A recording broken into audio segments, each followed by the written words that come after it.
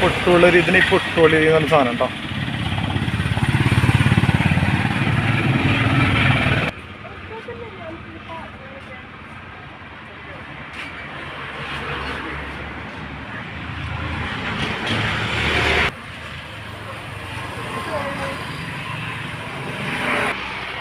ഇത് നമ്മുടെ തൃശ്ശൂർ തൃപ്പയാറ് പാലത്തിന് കിഴക്കേ സൈഡിലിട്ടോ നമ്മൾ സ്വന്തം തോട്ടത്തിൽ നിന്നും ഉൽപ്പാദിപ്പിക്കുന്ന തനി നാടൻ പൊട്ടുള്ളവരാണ് കേട്ടോ.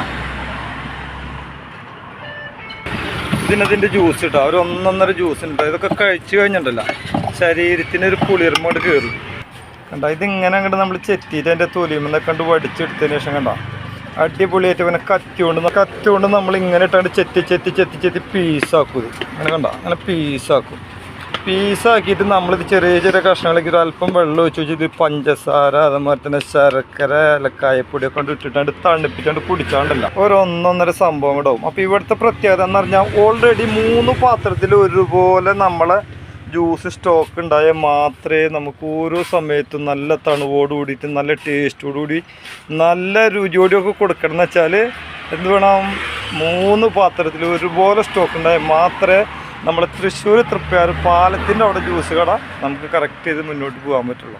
ഓക്കെ, അപ്പോൾ മറക്കണ്ട, ഇതിലൊക്കെ ഒന്ന് കടന്നു പോകുമ്പോൾ ഒരു ജ്യൂസൊക്കെ കണ്ട് കുടിക്കുക, 1-2 കായൊക്കെ കണ്ട് വാങ്ങി ഉഷാറായിട്ട് വീട്ടിൽ കൊണ്ടുപോയിട്ട് പെണ്ണിനും മക്കൾക്കും കുടുംബക്കാർക്കും എല്ലാവർക്കും കൂടി ഒന്ന് കൊടുത്തോളൂ കേട്ടോ. ഓക്കെ.